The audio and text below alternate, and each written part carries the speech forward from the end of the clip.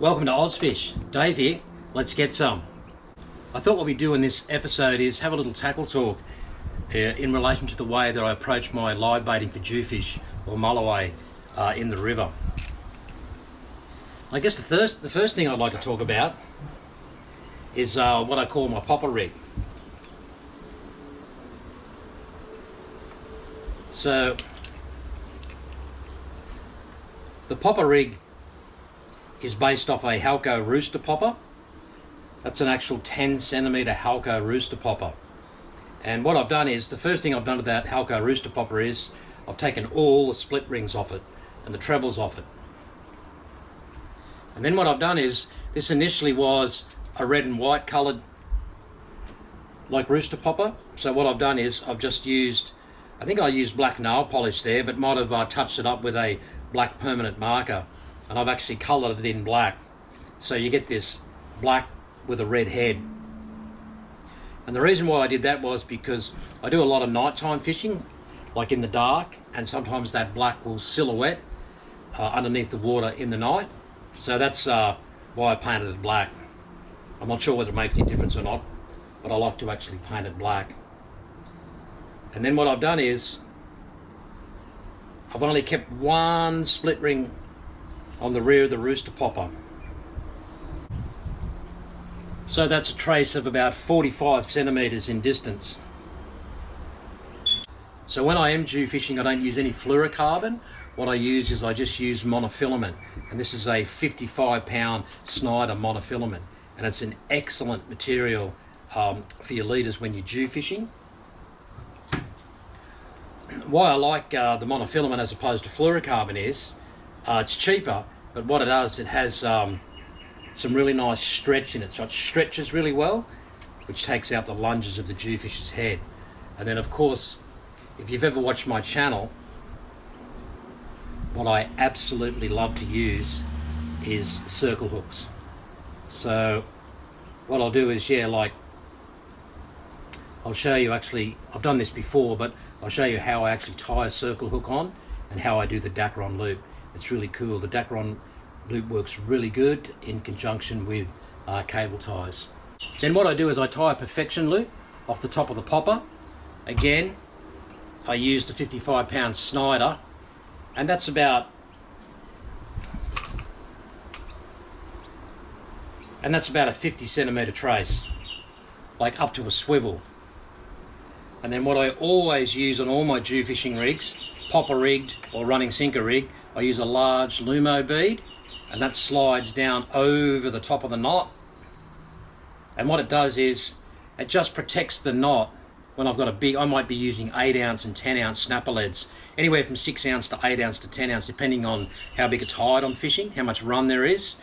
And it's basically just designed to protect the knot when I'm casting and when the sinker bashes down like that. And it also, I do glow them up, and it does give a little bit of a glow underneath the water. And then on the popper rig, I just use 30-pound mono again with a small surgeon's loop on the bottom. And with a popper rig, I like to keep that drop pretty short. Seems to work really well. And that's just an easy slider. That's just a slider rig that you buy in the tackle shops, and I always take off the silver clip on the bottom, and I just actually tie the monofilament on.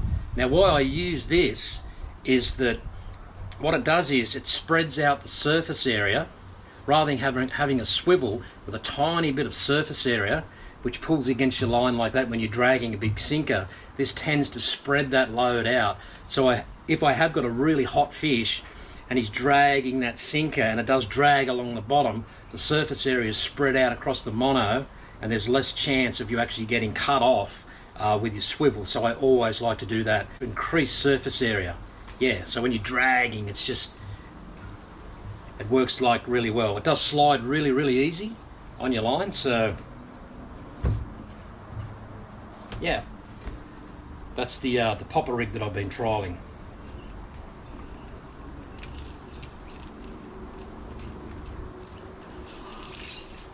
So I haven't fished with the popper rig enough to try to determine whether it actually makes any sort of significant difference when I'm Jewfishing as opposed to my normal running sinker rig. but I always have a couple just out of my spread as I'm experimenting with it. And so far it's been really encouraging, because so far on that popper rig I've caught 120 centimetre jewfish, I've caught 115 centimetre jewfish on it. I've caught some fish, you know, like up close. I've caught a metre fish on it, and some fish just underneath a metre, and also an 80 centimetre jewfish. So every time that I've used that popper rig and it's been out of my spread, I've caught jewfish on it. And quite often it seems to me that I catch the larger jewfish on the popper rig. Now it could be that the popper rig is actually drawing in larger fish.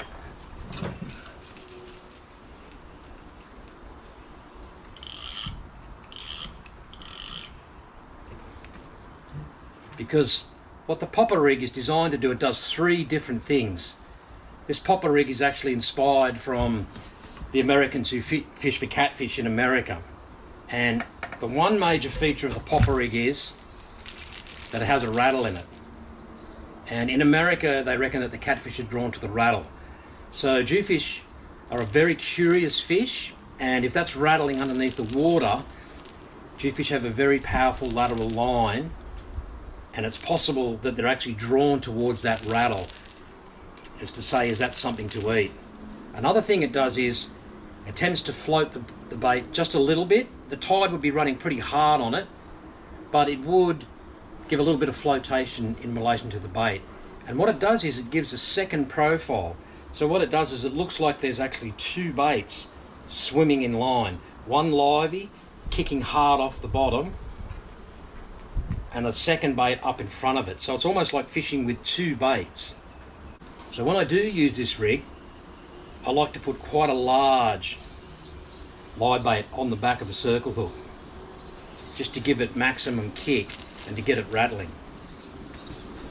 Now I'm not sure whether it's the popper rig bringing me the larger fish, or it could be just as simple as that I'm actually just using larger baits and I'm weeding out the smaller fish on that larger bait, and the bigger fish are just crushing that larger bait.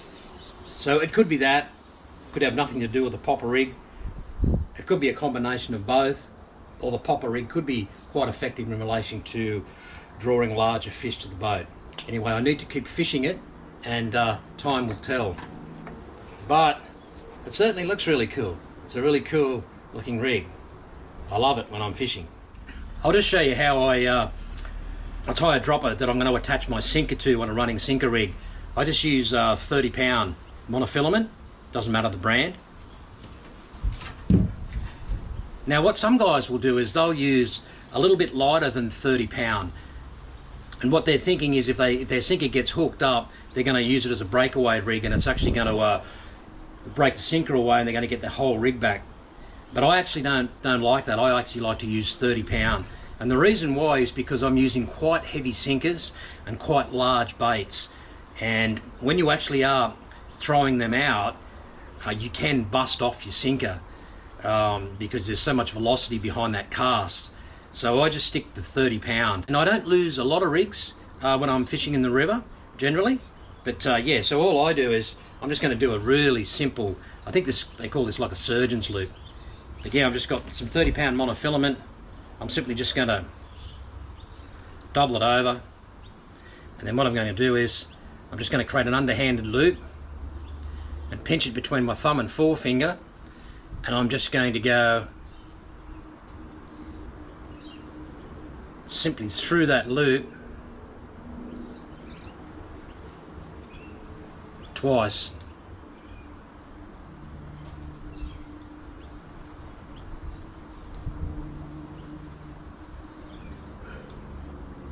And then I'm just going to pull it up. And because I'm using 30-pound, just going through twice through the loop, yeah, seems to be enough.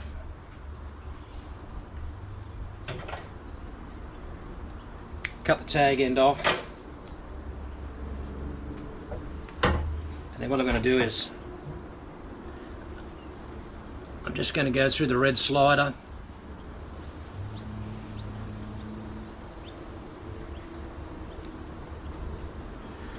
And I'm just going to simply do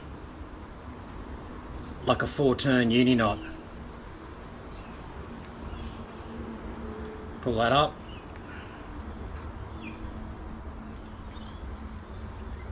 Going to trim off the tag end.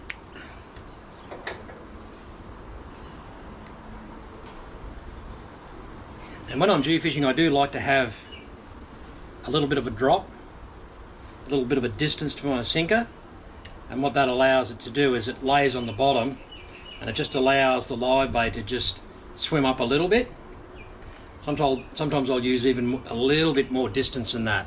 Some guys like to have their sinker right up here, but I always like to have a bit of drop down to my sinker. That long, or maybe 2 or 3 centimeters longer, seems to work like really well. But yeah, just a simple surgeon's loop. And that's the simple running sinker rig that I'm using. This is what most guys actually use in the river to catch their jewfish. Yeah, running sinker rig on the main line, Lumo bead, heavy duty swivel, 55-pound Snyder, about 1 metre distance down to a circle hook with the Dacron loop. I use snapper leads from 6, 8 to 10 ounce, and yeah, that simple basic running sinker rig, it is really super effective on jewfish.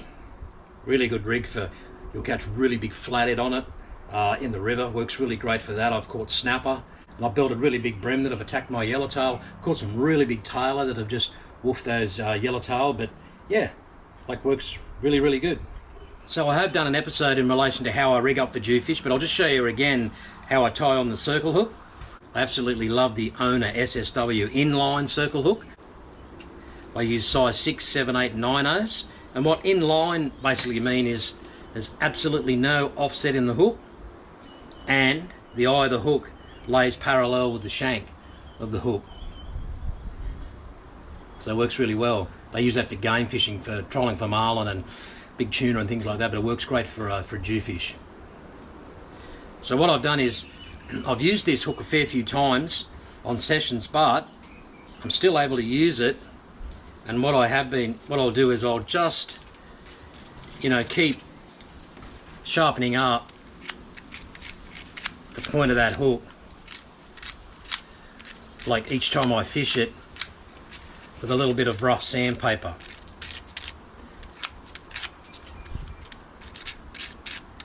And what I'm wanting to do, and the idea is I want to keep the tip of that circle hook like really, really sharp.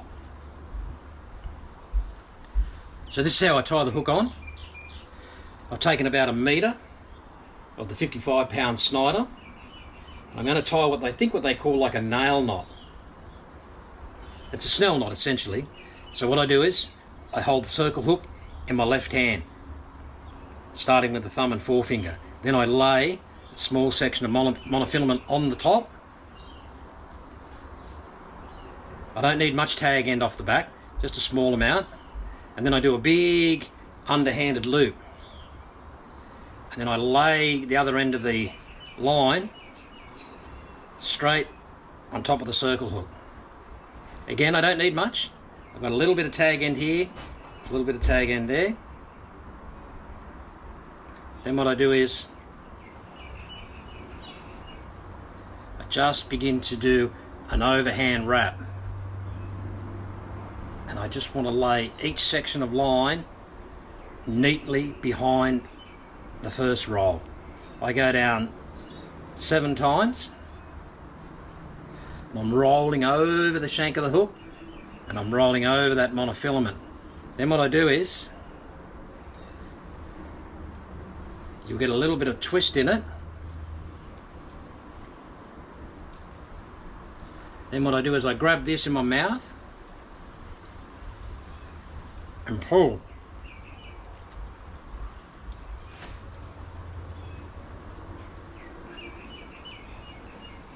And it will just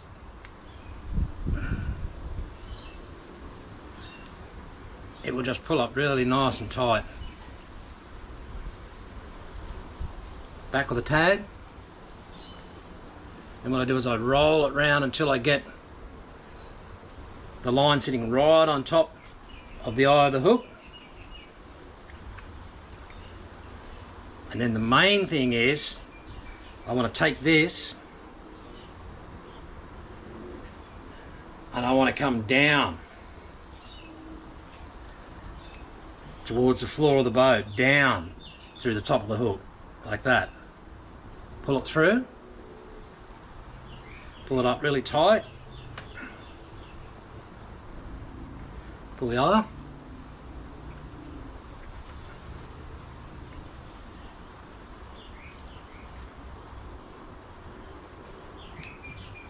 trim off the tag end,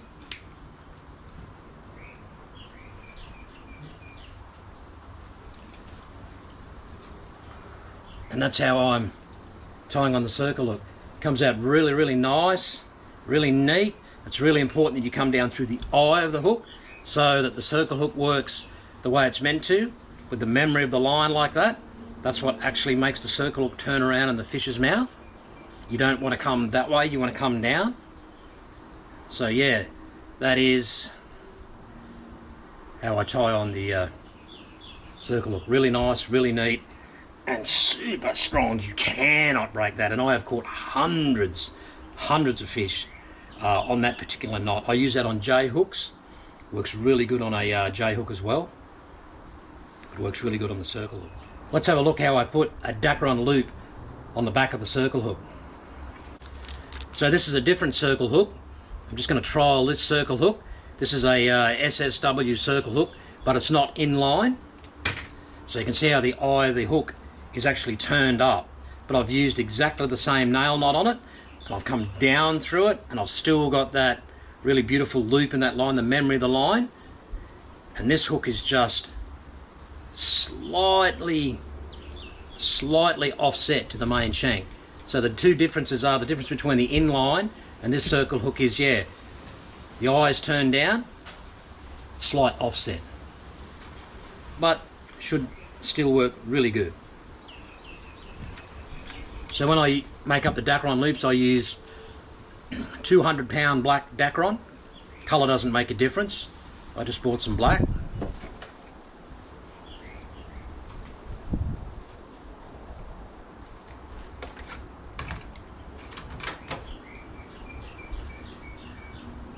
Just kind of cut off a couple of centimetres of it.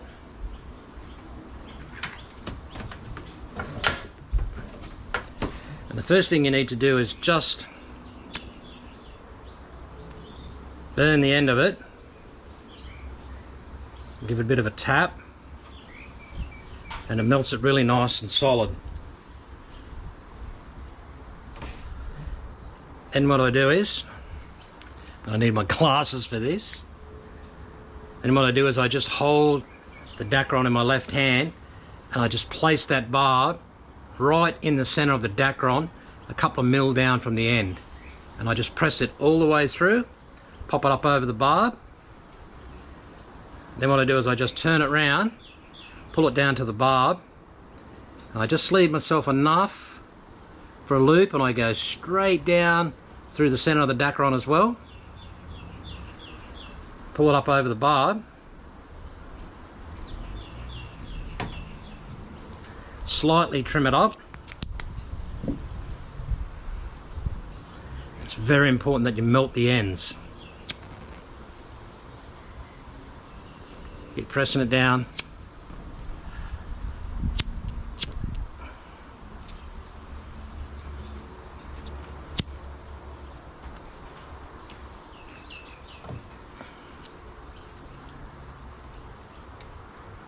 And that just slides around, and it works beautifully. And what it's designed for simply is you just pass a cable tie through the eyes of the fish, tighten it up, and it just sits like that. So there's a circle hook, nail knot, 200-pound Dacron, and the cable tie through the front of the fish. Epic way to to catch a jewfish. And this circle hook, it will sit. What will happen if that's the head of a fish, that circle hook just sits up right on top of the head of the fish, fully exposed, and gives you an unbelievable hook up rate. So I'm just going to give you 2 more tips in this tackle talk. I've been out fishing this popper rig on 2 trips in the river. Big sessions, probably 10-11 hour sessions, fishing 2 stages of a tide.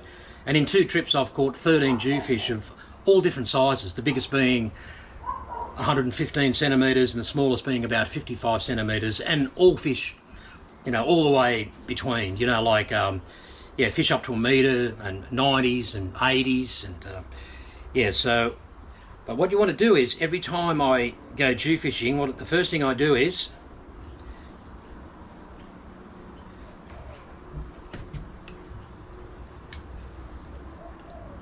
I just cut that rig off.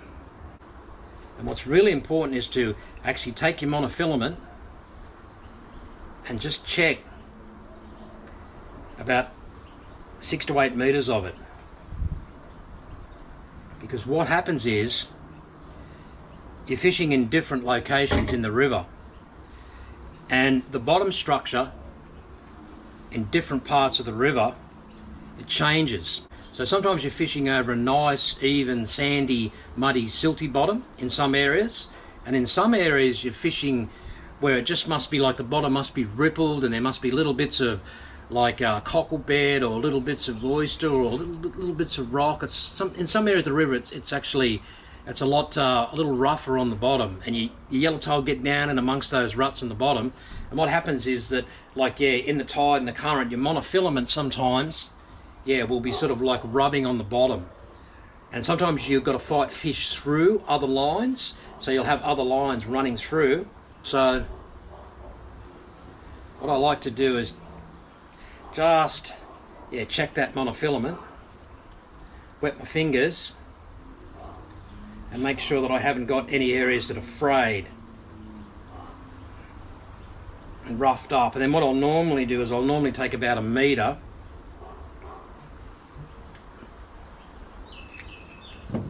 and I'll just cut that off and discard it.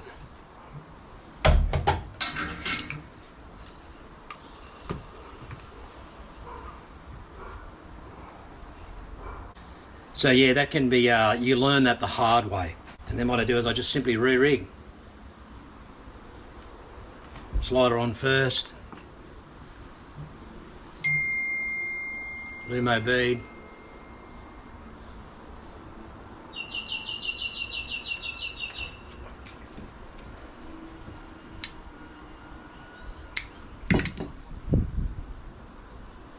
Five-turn uni knot.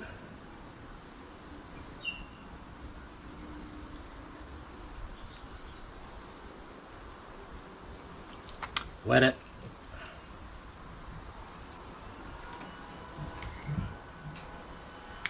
Put the tag in.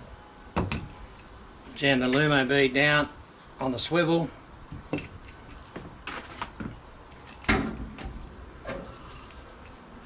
And so yeah, I'm actually confident when I actually go back out fishing that I don't have to worry about the monofilament line there. And the last thing I'll talk about is, when you're fishing with circle hooks out of the boat, what you'll find is when you set the drag, because all of the fish, what I do is I don't let the fish run. What I do is I actually just let the fish hook themselves with the circle hook. And what I do is I actually just adjust the drag, and I just have like a moderate drag setting. I don't lock the drag up. I don't have a really, you know, like heavy drag when they're sitting in the rod holders. I just have that nice moderate drag setting. And what happens is that those jewfish, they will hit that bait like a freight train. And what they'll do is, you just need just enough pressure for that circle hook to actually go down and turn around and lock in the jaw of the mouth of the fish. And it works really good. So yeah, don't lock your drag up too tight. Just have a moderate drag setting. And then what I do is, if I hit a really big fish and I need to apply more drag, I actually just quickly just up the drag, up the drag, up the drag. Yeah, and you'll quite often see me, if you watch my videos, as I'm fighting a fish, what I'll do is I'll actually just be constantly just adjusting the drag. Sometimes I need a little bit more drag to slow a fish down. As they come closer to the boat, I'll quite often back the drag off, and I'll just really relax when I'm fighting those fish. But yeah, a circle hook with monofilament, mono on the leader, lots of spring in your outfit, lots of give when you're fighting a jewfish. Yeah, it works awesome.